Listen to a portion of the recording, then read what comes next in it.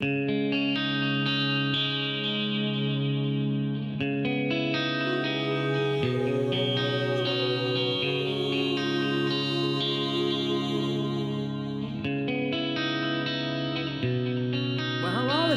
Carbonell from Life School 101 here along with Mary Adams, and our guest today is Kathryn Samuelson. So hi Mary. Hi, I've heard you had an exciting week. You've been up to something really good. Yeah, we'll have to talk about that another. I have. Yeah. Well, I know that you've had a chance to talk to Kathryn, and so Kathryn, you are an author of a beautiful book, and we want to learn a little bit more about you today. Some of the things that you do. I know you're a psychic and also a life coach. Yes.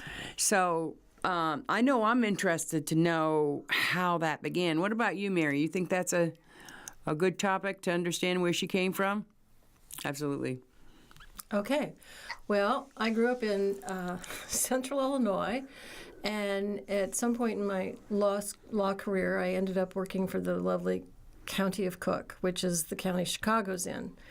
And I was just doing a lot of my own exploring, and I was consulting a psychic who channeled a being by the name of O'Brien. And this is after I had read a book called Ask Your Angels and did the divination cards in that book that I created, and kept getting automatic writing.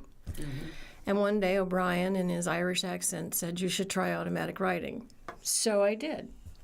And it just was a lot of work and practice and progress, and at some point it started to flow more. Mm-hmm. But I also decided it was time to leave Illinois, and I moved to Massachusetts and couldn't find a job because either I wasn't from there or I had too many years of experience in the wrong thing, just all sorts of reasons. So I said, okay.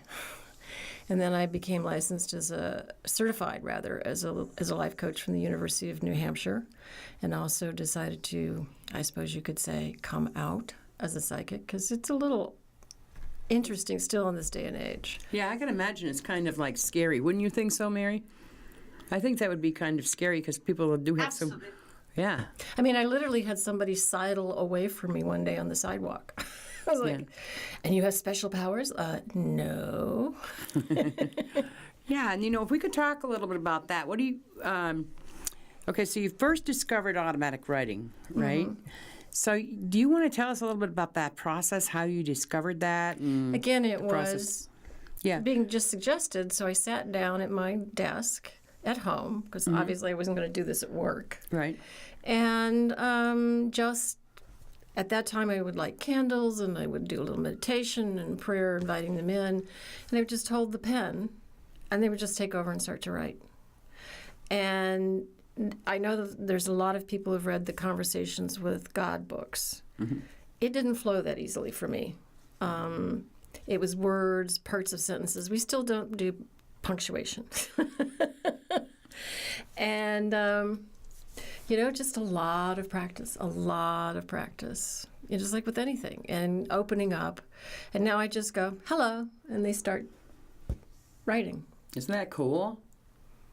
Now, I've read somewhere that... That's amazing. Yeah. Thank you. I've read somewhere, too, that you can know if you have that ability through great meditations and like guidance and all that. It comes differently to a lot of people. There are people who've known since they were 3 years old. They saw dead people when they were 3, and became mediums. I don't call myself a medium. Yeah. Or they just have known things. So apparently in this lifetime, I chose a slower path, and it had to come in a more oblique way. And do you have experiences with that, Mary, too? What is your psychic experience? I do, and I have. I've had many experiences with clients and with, of course, with individuals that I've worked with through Co-Creator Network. Many, many interviews and meeting people in person who have this ability and this gift. And it blows you away. Yeah, it's absolutely amazing. Kathryn, I wanted to ask you, when you're doing this, what do you feel and what do you see? I sometimes get dim images because I'm much more verbal. I used to practice law. I write poetry. I now have a blog called Musings, Poetry, and Such. So I'm much more on that end. And it's just more, they take over, they start to write. I call it my gateway. It's like tarot cards are a gateway for some people. And they become so adept that, it's as much about them as the tarot cards. And it pops into my head, my mouth opens, and I start speaking. And I went through a long period of why me? Yeah. And then got to why not me? Right, exactly. And so it's just normal. And for me, I don't think mine's more or less psychic stuff, but maybe it is. I don't know. Because I often, before I go to sleep, I have these conversations and people talking or whatever. And then a lot of it will come out in a dream, like a lucid dream. I can remember my dreams like a button. You know what I mean? Mm-hmm. But they're not about anybody else. These dreams are about me, my family, things like that. And getting a sense of, my mother that's passed on or my father or, whatever. So that might be a little bit, but I do have really good intuition. Right, and that's can be the start of it. Yeah. So you mean I can get in touch with mine too? If you practice enough. Really? And if that's something that's part of your life plan for this lifetime. I mean, I can't predict for any, we'd have to do a reading and probably not here and not now. Right, exactly. Yeah, it'd have to be like a private one because you can't do it on TV anyway. I don't think. You Well, can. You can't do private ones. No, yeah. you can't do a private one. Yeah. So, so that's, I like what you're talking about with the psychic ability, and this is how you found. How many years have you been doing this now? Well, I read that book that started me on the path back in like 1992. So I came to this a lot later than many people. Like I said, they know it from when they're children. Mm-hmm. And many of them get scared because if they tell people, they're thought to be crazy, so they just like shut it down. Mm-hmm. So what's some of the things that come to you about other people? How do you know what to tell them, or how do you read people? I guess it's through the automatic writing. Oh, through the automatic writing. Okay. Right, and a lot of it is what they have concerns about or questions. Yeah. And then it's kind of funny. Sometimes they'll say just whatever they want to say, meaning the angels and guides. Okay. And then they're surprised because you give them that opening. Yeah. It may not be what you're interested in. Yeah, exactly. Because it's what they are interested in, having you know. Exactly. So, Mary, I know that Kathryn has offered to do one for the show, but I want to give you an opportunity. Can she ask questions too? Sure. Of you about, what we want to know? Sure. You have a question? Thank you. I sure do. I've got lots of questions. Kathryn, I love this gift that you have, and I wanted to ask a few more questions about. So, when the automatic writing is coming through you, do you have a sense? Is there a feeling in your body, or is there some kind of of your different senses? Does your sense of smell, or your sense of taste, or hearing, does anything change? It is so normalized for me. No. It's just part of me. Yeah. Sometimes when they're talking about something and it's something that's very high frequency, I'll feel it like from my belly up. It's just this amping up of energy. That's the closest to a different thing. And occasionally they'll give me vague images, but I often have to tell them to slow down and use their words. Because sometimes they'll just give me a feeling, and I'm like, well, that's not useful. How do I describe that for the client? So there is some of that going on, but it's just so normal. I don't know how to explain it. Well, I know one thing that I want to know. I know that we just started this show, Life School 101, right? Mm-hmm. And I want to know, are we going to be able to, how can we progress and make it bigger? What is it that you can tell us that would be helpful? If I don't sneeze. You can sneeze if you want to. And no, it just could be interruptive, you know. Yeah. They just say keep at it. The angels and guides, yours and theirs, they're like this show. They want it to prosper. So it's just, you know, one step at a time. And you can take this for a ride as long as you want it to. You know, so you could be doing this 10 years from now if you want. Cool. I would love that. Yeah, me too. I think we will. I mean, I remember you talking about walking through life in that way, and one of my questions was, I really want to know if this is something that I'm meant to do, or, you know, if I'm on the right path. Or, And you'll have to tell me what the answer was because you said it's my purpose. That's what you said. Because and that made me feel better. I tend to not remember stuff because yeah.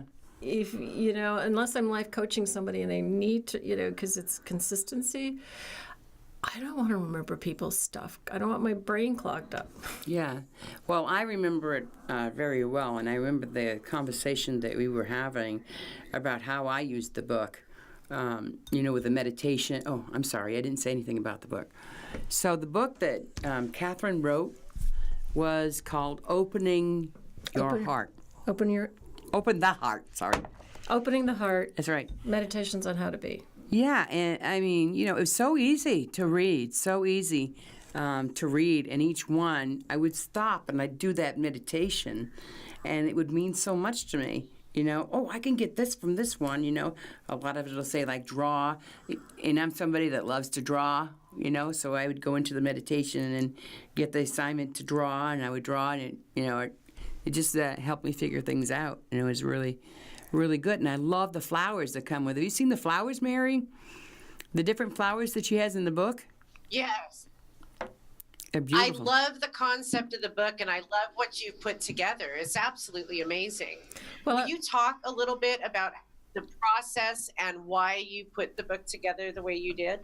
Well, it started back in 2007 when I was living in Melrose, Massachusetts, and I had a massage therapist, and she's excellent, and I wished I could have moved her to Vermont, but...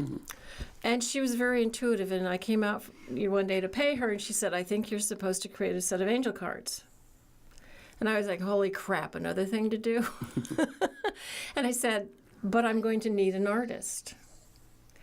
And so I started fiddling around, and I consulted O'Brien, who I mentioned earlier, and it turned out to be meditation cards and not angel cards, and they were supposed to be two-sided, and we came up with a number of them, and I started channeling the sayings on them.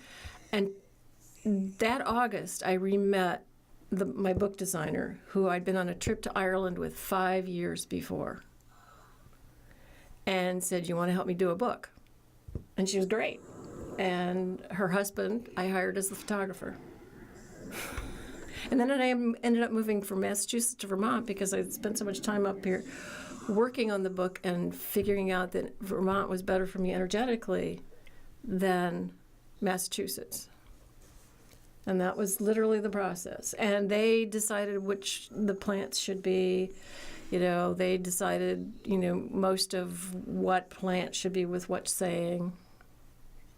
So it was just a process of being open and then doing the human thing of editing.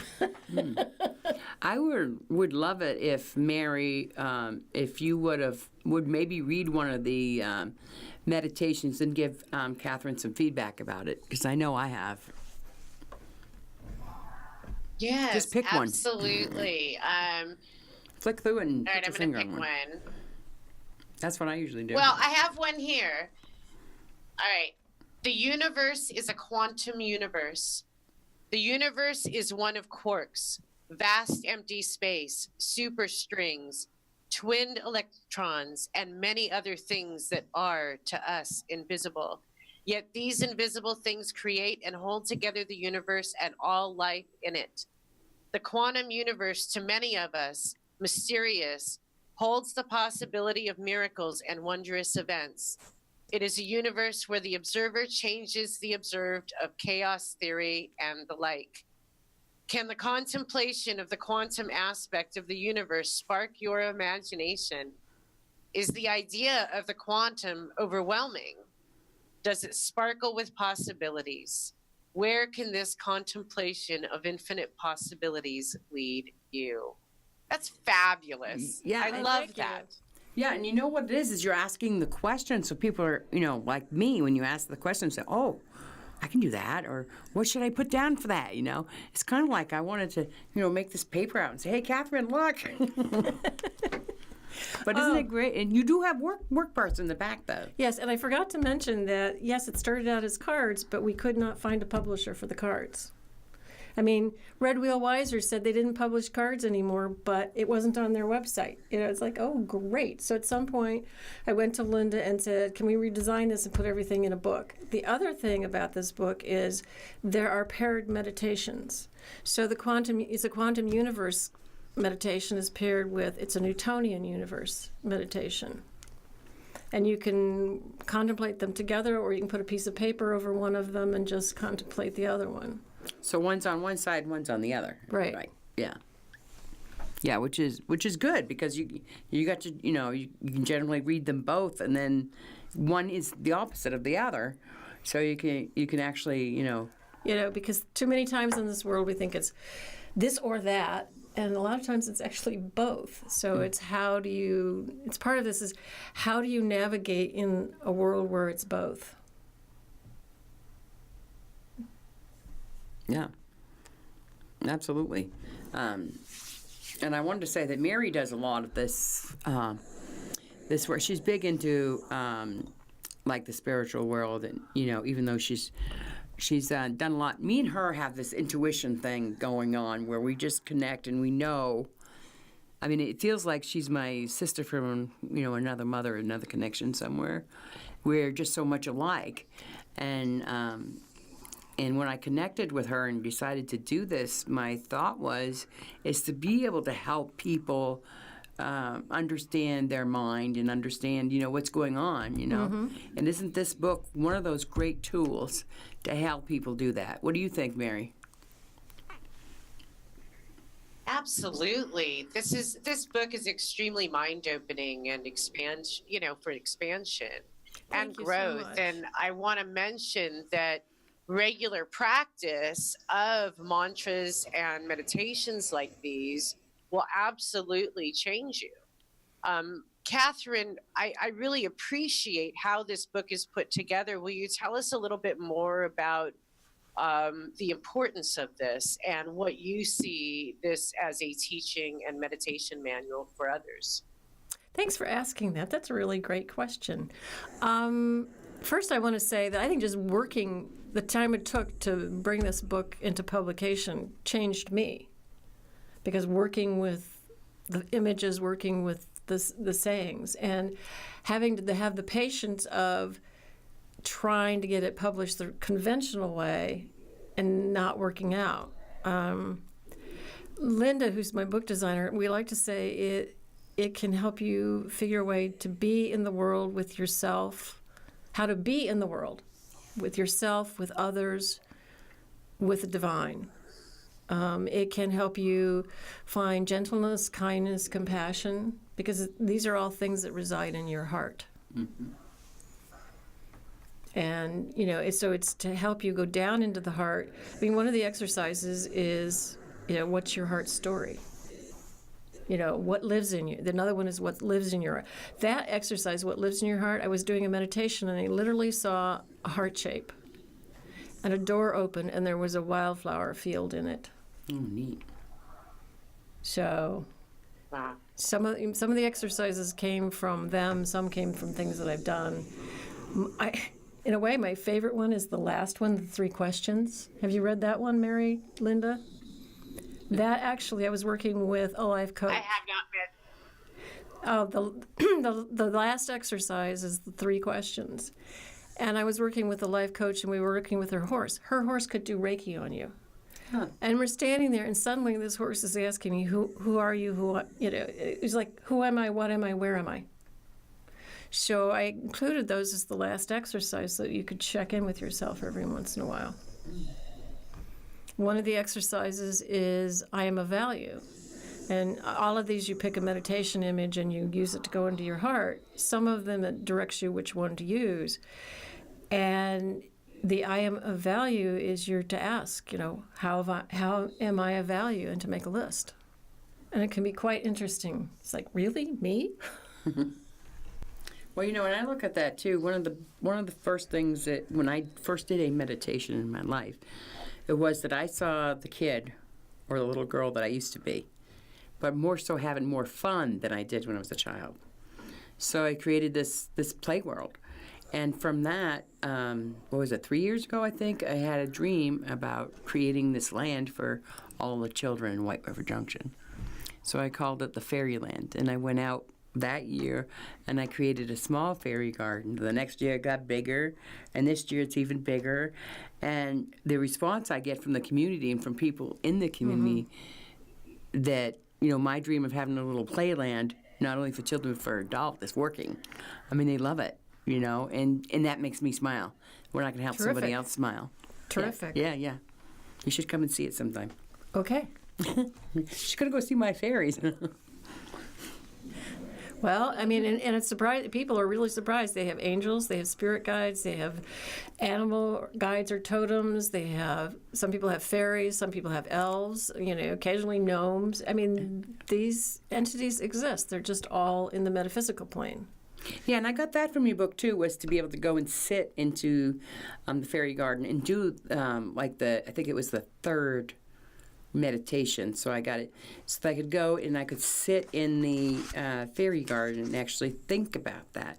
Once you get to know, what it is. Yeah, let me read that. I think it was this one right here. Invite the guest father into your heart. And this one says invite the mother into your heart. So my thing was that's what I did, and so my mother and my father are always in my heart. And when I sit in the fairy garden, it's a great way for me to get in touch with that and also get in touch with my higher power, because I have a great higher power. And so I can kind of understand why my life is going the way it is. I guess that's the way I feel about it, and how I can make small changes and things that I can do. So I want to say that those two are the ones that I sit in the garden, I just think about, because it's so simple. Just little ones that you can just think about. You know what I mean? You do that too, Mary, sometimes. Do you go and, well, I know you do, because you got this little porch and a quiet spot, and yeah.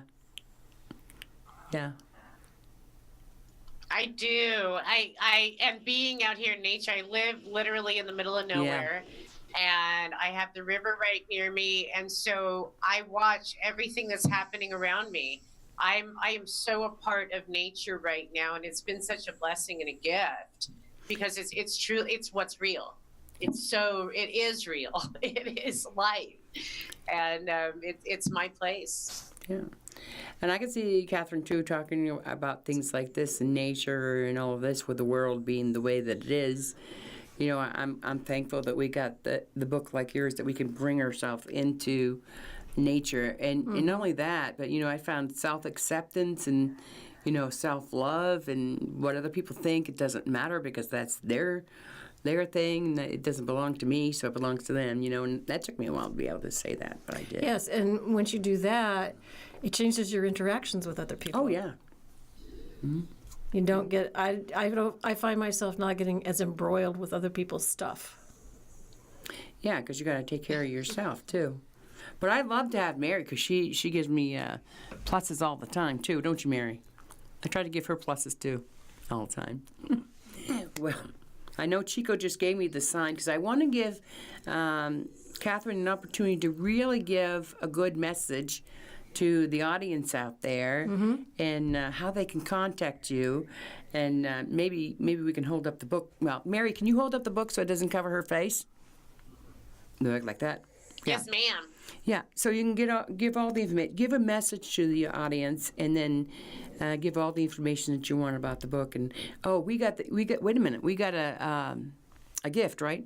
Yes, a special offer for viewers of the video.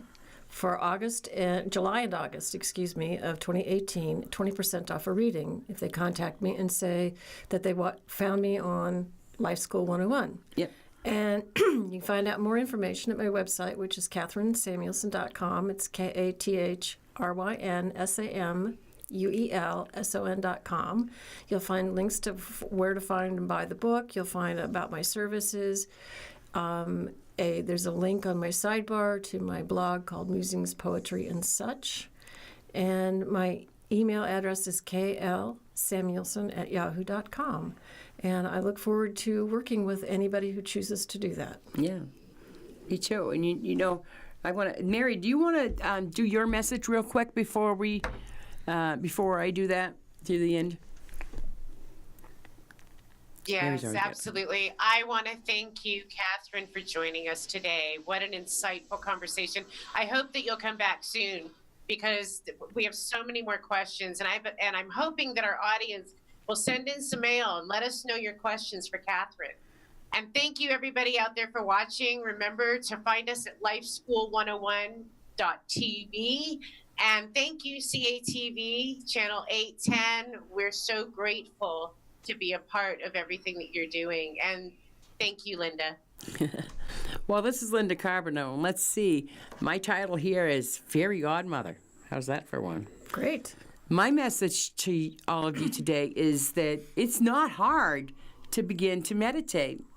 But if you got a book like Kathryn's, Opening the Heart, it's helpful. It's really helpful. I know for me, when I first started meditating, it was hard for me to close my eyes.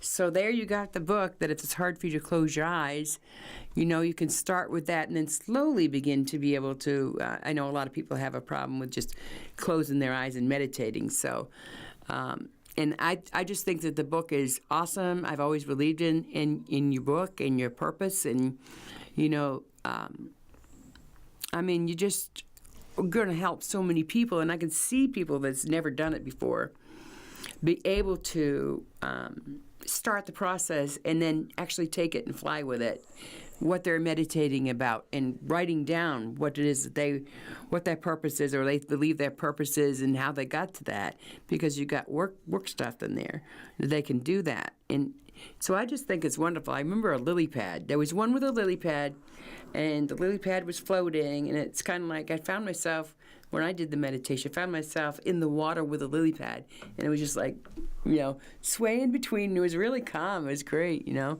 So I love all that, Kathryn, and yes, like Mary said, I'd love to have you come back. We could talk further and talk more about this. Sure, I'd really like that.